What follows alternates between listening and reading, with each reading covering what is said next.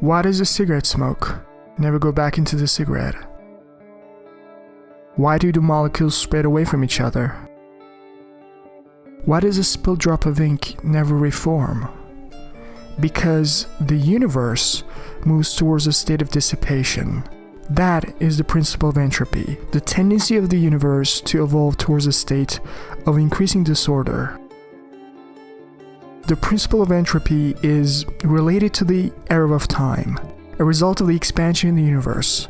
But what will happen when the gravitational forces counterbalances the force of expansion? Or if the energy of the quantum void proves too weak? At that moment, the universe might enter its phase of contraction, the Big Crunch. So what will become of time? Will it reverse?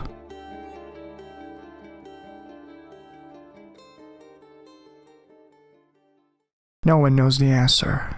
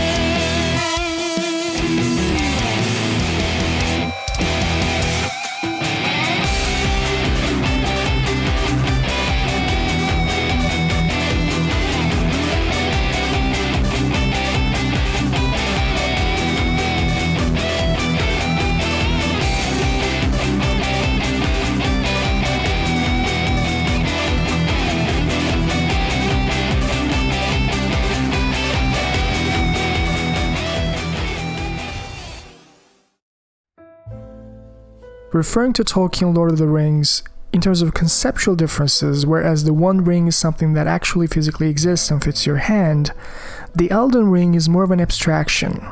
It is a representation of something metaphysical.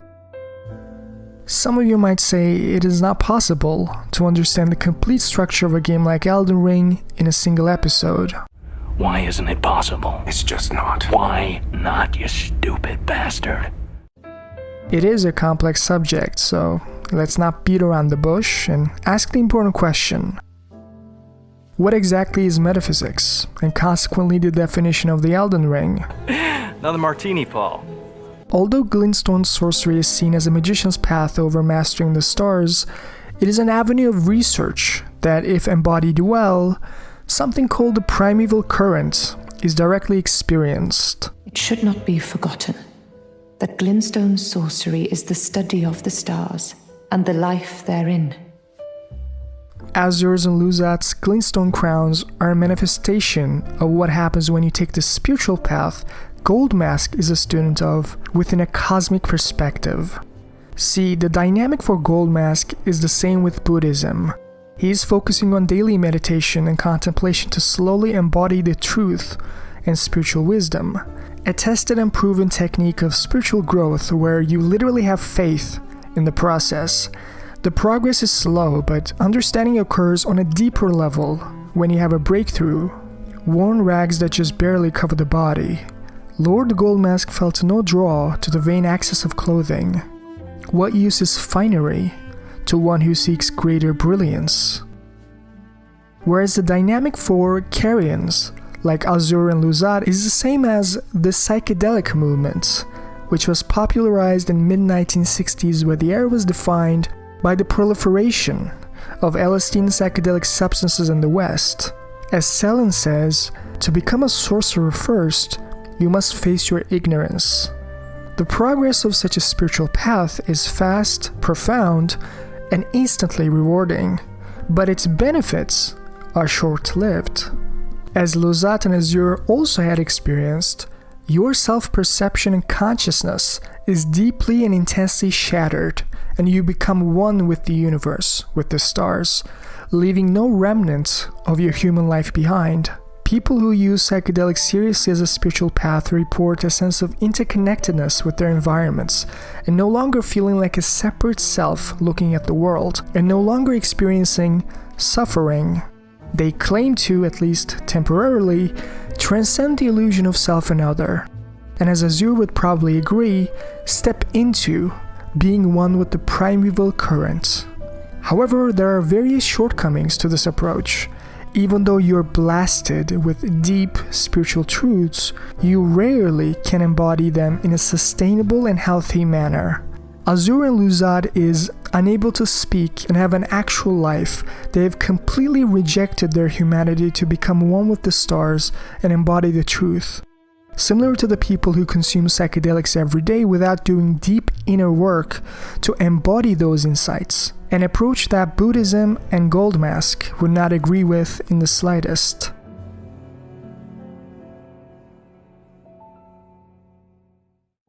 As nebulous a concept it may look, the primeval current is the nature of stars, and considering both Sun and the Moon to represent the Golden Order's Erdtree and the Carrian's Age of Stars respectively, studying cosmology is extremely valuable.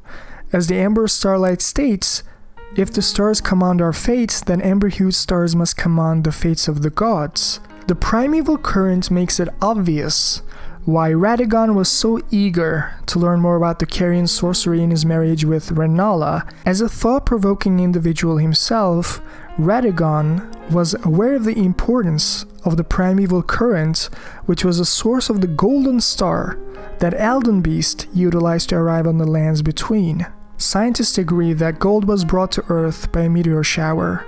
Its origin may lie in the explosion of a supernova or the collision of two neutron stars. Not just the Amber Starlight is intimately connected with the fate of Miquella and Melania, but so is the star's Radagon was ordered to cease its movements by the Golden Order, which prevents Ranni from killing her two fingers and defying the Golden Order and defying the Greater Will. Fate of the gods are intimately linked with the movements of the stars.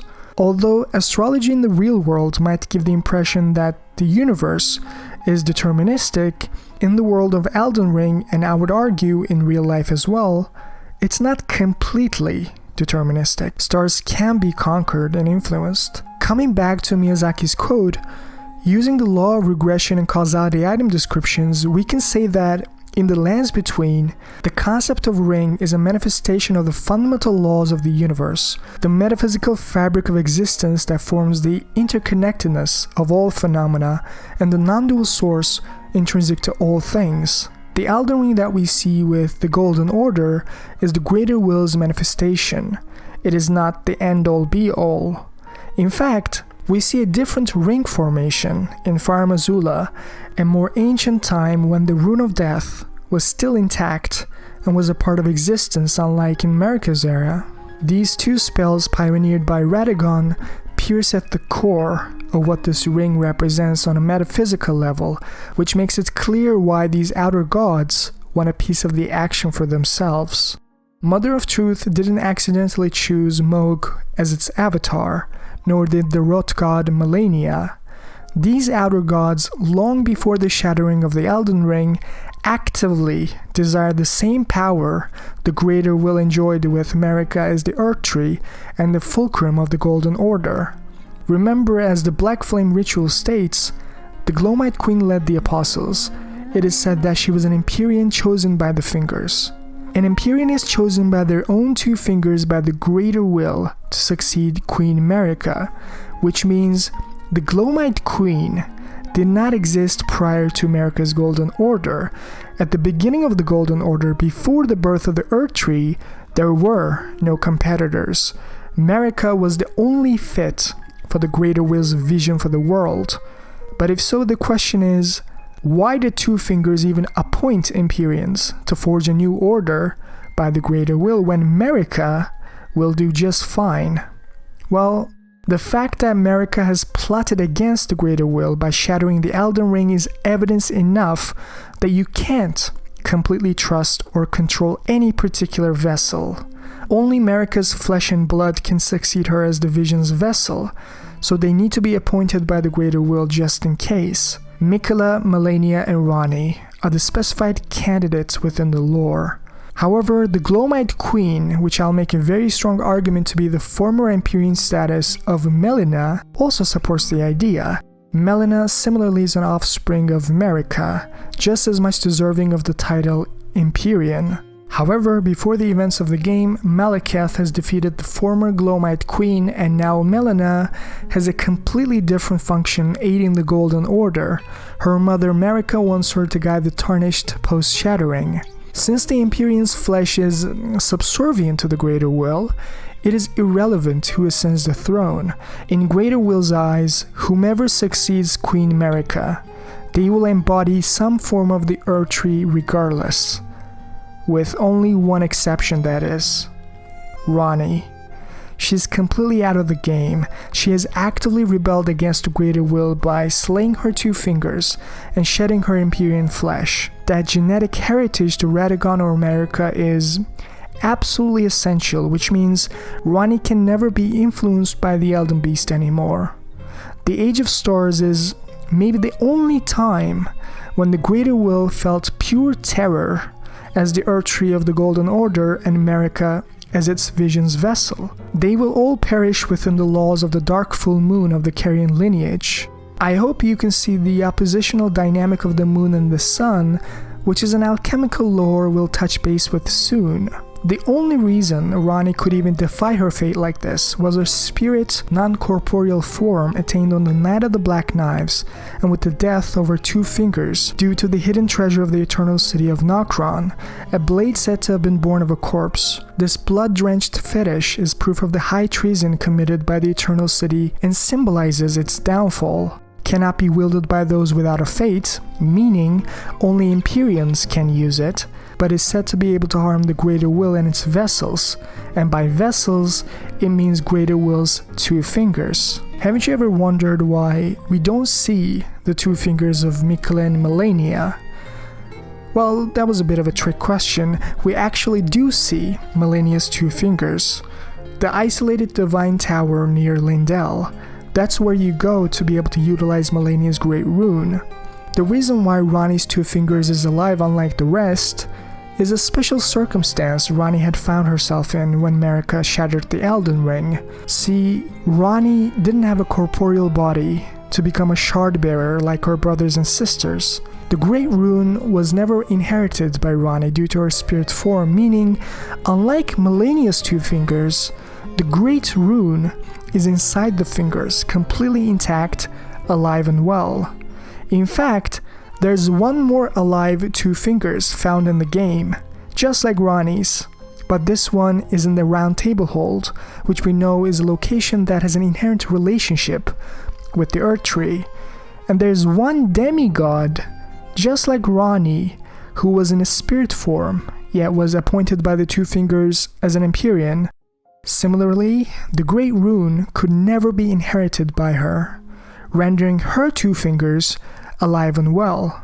Of course, I'm talking about Melina, someone we know who has been born at the foot of the Erdtree and has been making countless insinuations in the game about how she can govern her movements now that we brought her to the Lindell capital. Those 2 fingers in the Roundtable hold are similarly alive and well because Melina could not inherit the shard in her spirit form, which means if Ranni wants to defy the Greater Will, she needs to use the Fingerslayer blade to destroy her part of the Great Rune, which is sustained by the metaphysical link residing inside her 2 fingers. This is why we bring those Great Runes to the dead fingers in the first place. After Marika shattered the Elden Ring, the Great Runes links to the 2 fingers were broken. They were dead. Their powers were now directly sourced into Marika's demigods, tainting each of them with their strength. And when we bring the Great Runes we retrieved from the demigods back into the 2 fingers, we revive a portion of their power for our use as the Tarnished. Keep in mind that the complete revival of these fingers are impossible unless we mend the Elden Ring, which can only happen at the end of the game with Marika.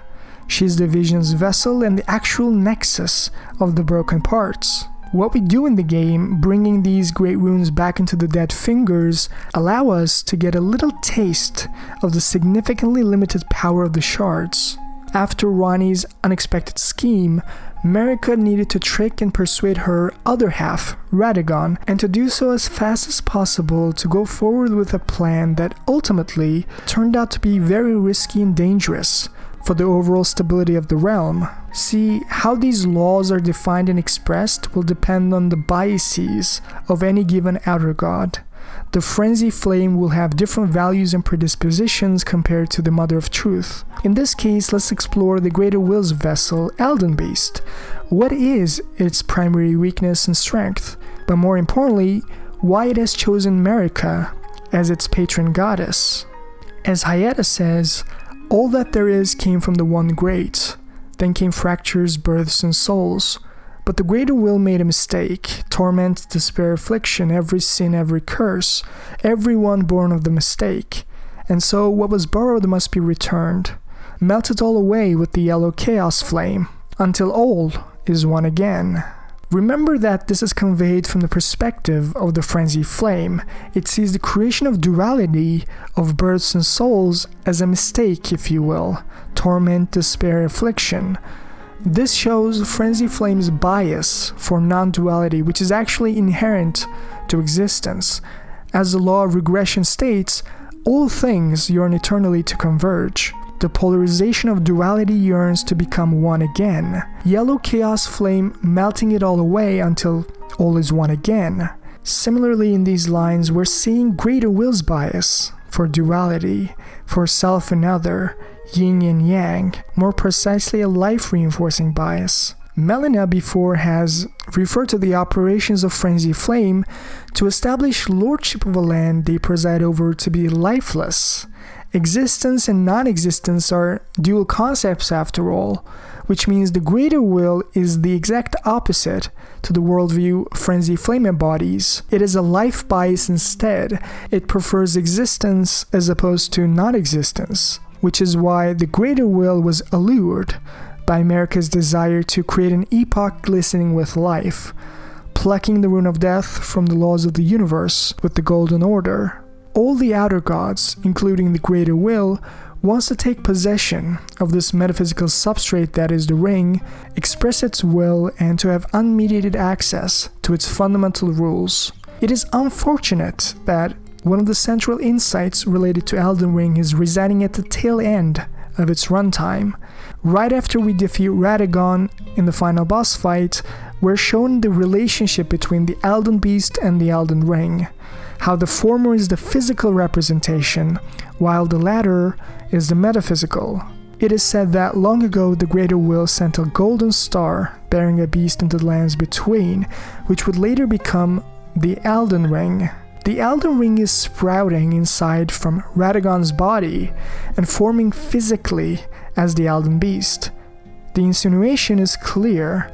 Unlike what this ambiguous sentence alludes to, Elden Ring is not the golden star, but the Elden Beast itself. They're the exact same thing. Although the beast is currently inside Marika and Radagon, which represents the fundamental laws of nature as the Elden Ring, we know of a time where these laws were represented by a very different structure and a different vassal beast altogether. A period of time where the concept of death and the Crucible was at the forefront of its metaphysics, which is precisely why in the Marika's era all the primordial aspects of life were repressed within the shadow of the Erdtree. As a protection of the Erdtree states, in the beginning everything was in opposition to the Erdtree, and through countless victories in war, it became the embodiment of order. The importance of this item description can't be stressed enough, as Erdtree is synonymously used with the Elden Beast, which we've already established to be the direct representation of Elden Ring. The Recusant Bernal makes it clear for us. We hunted our own kind and took what was theirs, and with everything in hand, the time has come to rise against the Erdtree. O Greater Will, hear my voice. I'm the Recusant Bernal, inheritor of my brother's will, and you will fall to my blade. We refuse to become your pawns, consider this fair warning. Another connection comes directly from Marika. The Erdtree governs all, the choice is thine, become one with the order, or divest thyself of it. The Erdtree equals greater will equals the Elden Ring. Therefore, the confusion in regards to understanding when Elden Beast has arrived on the lands between is now a very simple question. When was the birth of the Erdtree? A question that has a direct answer within the lore. The war against the giants, champions battle, trolls betray, fire vanquished, the era of the Erdtree begins. Marika will now clearly point out that a new epoch glistening with life starts with this Erdtree, and this is precisely when the rune of death was plucked from the laws of the universe. Deathbirds that served an important function prior to Marika's order is no longer can serve that function. In this new age, Erdtree burials will be utilized to reincarnate her people as shown in the catacombs door. Put the giants to the sword and confine the flame atop the mount. Let a new epoch begin, an epoch glistening with life. Brandish the Elden Ring for the age of the Erdtree. First of all, understand that fire facilitates a destructive environment for the birth of an Erdtree. The wood and fire can't coexist. This is why the fire giants and their forge needs to be weakened first, before Elden Ring could take any corporeal shape. The Erdtree, even if it wanted to, could not exist in a time period where giant's flame was burning with intensity, and we know fire giants existed long ago as ancient beings. Through countless victories in war, it became the embodiment of order. With Marika's efforts on the war against the giants, only now could the Elden Ring replace the prior order and reinforce its will on the world. To tie it all together, this very important patron goddess smoothly operates the moving parts of the Golden Order, embodying the metaphysical abstraction that is the Elden Ring and consequently the Elden Beast directly within her corporeal flesh, something we see within Radagon in the final boss fight. Queen Marika is the vessel of the Elden Ring, carrier of its vision, a god in truth, but after the Elden Ring shattering, she was imprisoned in the Erdtree. This carrier of its vision line here, this is not a metaphorical expression, but a literal one. The greater will in Marika was all conjoined together, yet their ultimate goals and ambitions didn't always conjoin in a similar manner. Great runes are the stuff of demigods, the children of the goddess Queen Marika. She who is the vessel of the Elden Ring, tainted by the strength of their runes, her children warred, but none of them could become Elden Lord, and so grace was extended to your kind, the Tarnished. Now, although the phrase great runes are the stuff of demigods implies a more intimate connection between great runes and the demigods, the Japanese is a bit more distant. If it is the great runes, the demigods have them. Now, this Japanese description doesn't entirely discount the intimate connection in the English translation. Elden Ring is a powerful substrate that defines the laws of nature. Its shards, the great runes, are tainting Marika's demigods with their strength, and are tainted by the demigods in a reciprocal manner. In fact, look at how the broken parts of her body is an analogy of the shards broken from the Elden Ring upon shattering, making Marika's flesh linked to her demigods who are of her direct offsprings. It is obvious how these offsprings could access the laws of nature. Rykard is taking the form of a serpent to devour the very gods for a reason, or Radagon is a giant and embodying the themes of strength and power, which were the exact themes he valued before the Shattering. The form that each demigod embody is informed by their individual psyche, interests, worldview, core values, and most poignant desires. And the very shards of the Elden Ring is what enables this transformation from humanoid foundations. Radagon and Rykard are both shown in the portraits pre-Shattering with human forms. Godwyn was in a human form before his assassination. Marika herself, who is already in a human form. And then we see the effects of the Shattering, how the great runes have changed them. After the Shattering, even the Rune of Death has started infesting and eating away at Maliket's psyche, destabilizing him further.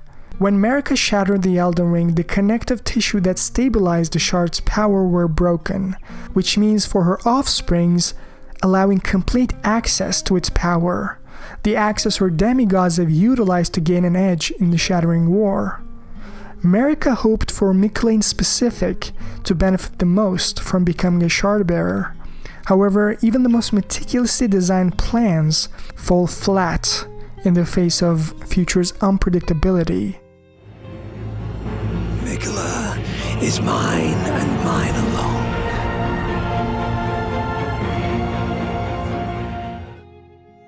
Leading to the subject of Radagon and Marika.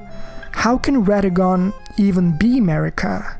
Certainly a perplexing truth that has confused the lore community even to this day, as initially a Radika theory might make sense. The idea that they have always inhabited the same body and were always one. After all, we see their forms changing in front of our eyes in the final boss fight. However, all Radika theories fail to take into account multiple lore threads and doesn't make room for one of the most important Melina quotes in the entire game. The first discrepancy resides in Goldmask's quest, where we learn the truth of Radagon as Marika. One of the halves of Goldmask's cogitations, which has been extensively analyzed in this episode, alludes to how Radagon and Marika being one is a direct analogy for how Darian and Devin are also one.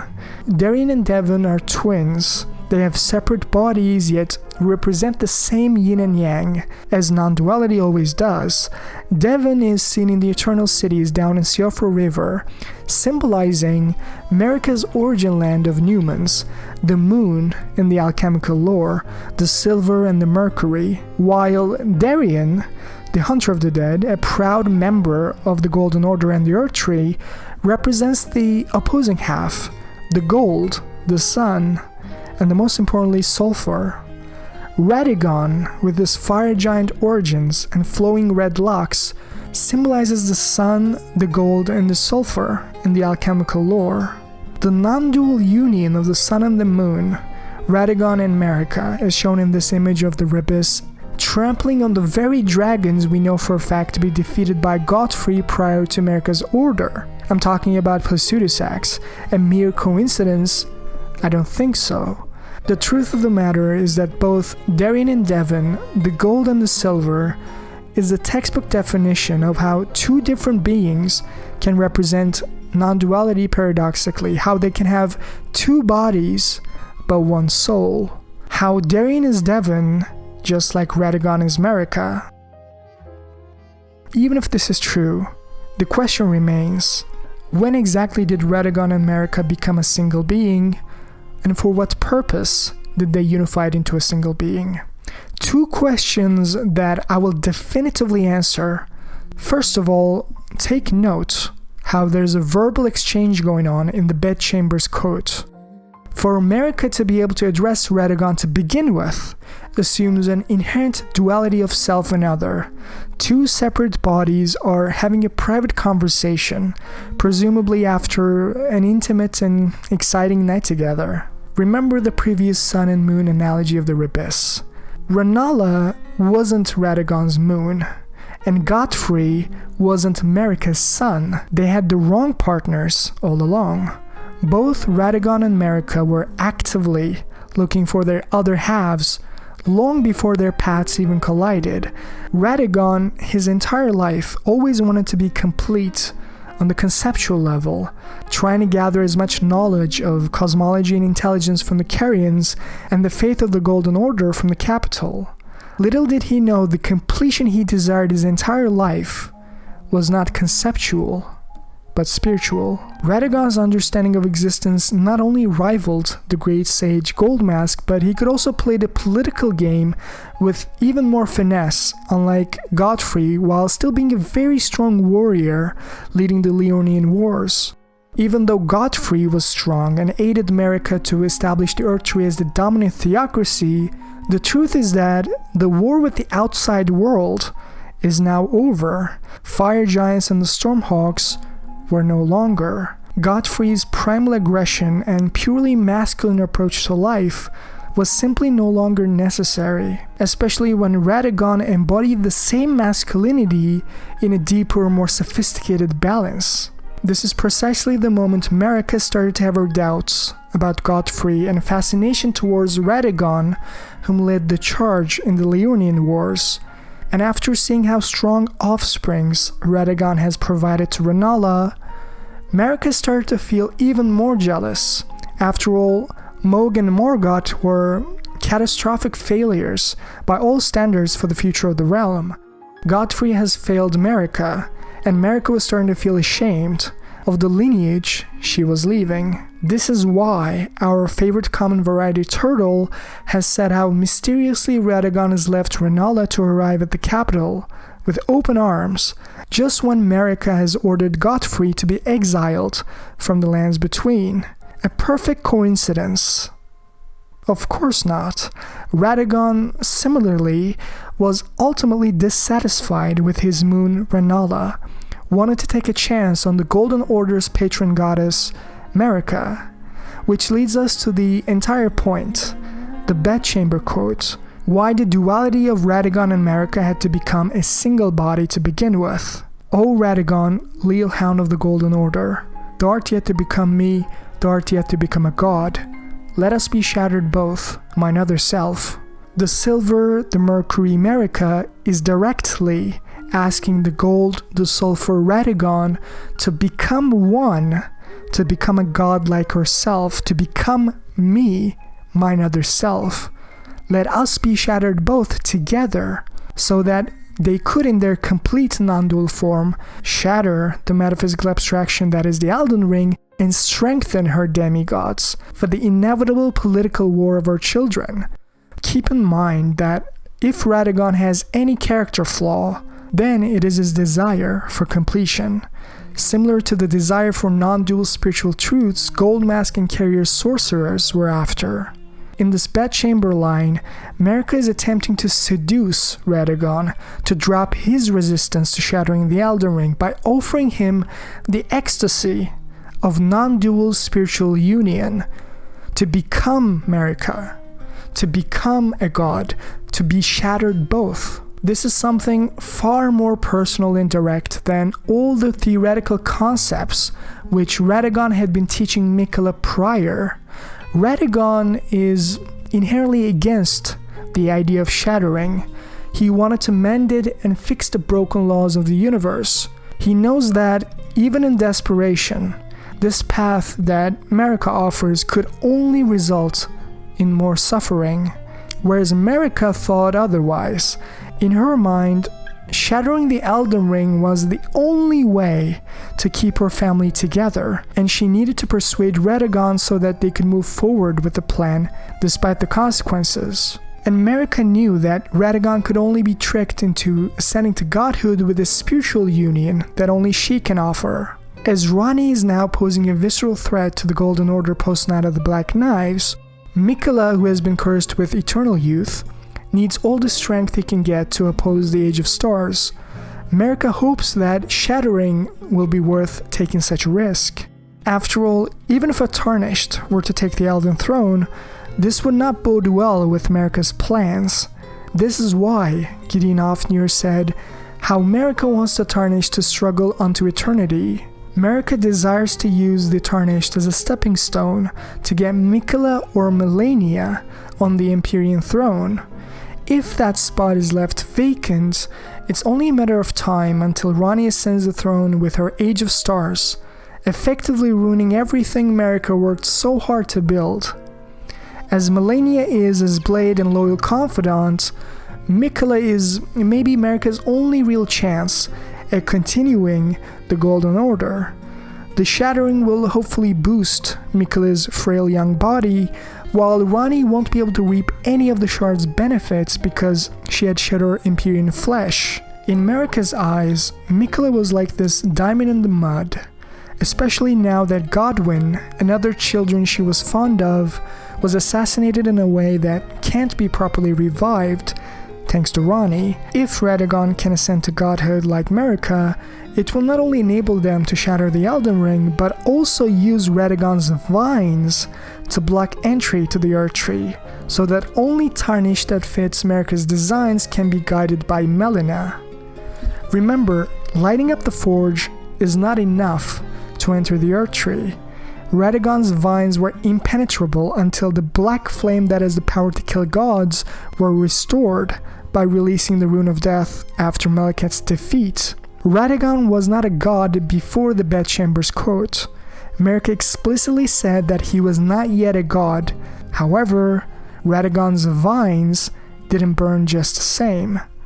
The conclusion is that Radagon ascended to godhood that night, unifying with the patron goddess Marika, explaining why the vines didn't burn until the Rune of Death was released. This was crucial to Marika's plans, as now a trustworthy Tarnished that has the power to kill a god led by Melina can defeat the Elden Beast. After all, that was the entire point of shackling Hugh into the Erdtree, to create a weapon to kill a god for the Tarnished. Marika has taken into account how, even if Greater Will were to punish her for shattering the laws of the universe, her other half Radagon could still enact his will with these vines. In fact, that's not all. See, Marika realized that it will be basically impossible to kill the Elden Beast without the host dying as well. That host is herself. Marika is the Vision's vessel. She definitely didn't want to die to get rid of the Greater Will. But then the question is, how would the Tarnished were to fight with the Elden Beast? Radagon was the answer. If Radagon could be thrown under the bus, so to speak, fighting the Tarnished, why not use Radagon in battle to force the Elden Beast to show his physical form after his death? This will now enable the Tarnished to be able to kill Greater Will's vessel, as shown in the second phase of the fight, keeping herself safe and sound. This was another profound idea behind why Marika needed Radagon. At the end of her scheme, as shown in the final section, Marika would still remain as the Vision's vessel, embodying the broken Elden Ring. Her other half was sacrificed for the Tarnished to be able to defeat Elden Ring's physical form. Now the Elden Beast is no longer, and the shards can be mended for her golden order to have an eternal reign. A very fitting motivation for the eternal Queen Marika, don't you think? After all, as written in the alchemical lore, Mercury is the passive component, while Sulphur is the active one. Marika was punished and reverted to her passive form, while Radagon, with his wines, not only actively preventing entry to the Erdtree, but fighting the Tarnished, who's there to challenge his single godhood. Radagon was the active Sulphur to Marika's passive Mercury. All of these plans were for the pernicious thorn in Marika's side, for the Elden Beast to be killed and her golden order to be eternal, after she passes on the torch with Miquella, that is. At least, that was Marika's hope. However, the reality is very different. The fact of the matter is that Miquella does not agree with her loving mother Marika on a great many things. Miquella doesn't think the omens and the Crucible touched should be imprisoned below the sewers, but actually need to have their own right to life like everyone else, which is why Miquella has created a safe haven with the Erdtree. A place for these beings to peacefully coexist in harmony without being attacked by Lindell forces left and right. In fact, his father Radagon helped Miquella in his Erdtree project, encouraging him by gifting the Carrion Knights to his aid from his previous marriage with Rennala. The fact of the matter is that, however much Marika desired for Miquella to continue the Golden Order as the unalloyed Golden Child, he wants to do his own thing. Miquella doesn't want to be the mouthpiece of the Greater Will in a world where the Rune of Death is sealed and the balance of existence is unnaturally disrupted. Miquella, although understanding his mother's desire to create an eternal epoch glistening with life, he knows how unsustainable, unnatural, and illusory an existence without death is, without the Crucible is. How the origins of this land needs to be reinstated back from the suppressed depths of the Golden Order. That was the only way this broken land could be fixed in the deepest sense, to do, as psychologists would like to say, shadow work, confronting one's inner demons and repressed side, paving the way for Miquella's journey into the shadow of the Erdtree on June 21st. I personally hope that you enjoyed this in-depth yet informative episode, and if you want me to continue making videos like this, give it a like and subscribe to support the channel. In fact, my next video will be very interesting, and I wouldn't want you to miss out on it. Let me know your thoughts in the comments below, and as always, thanks for watching.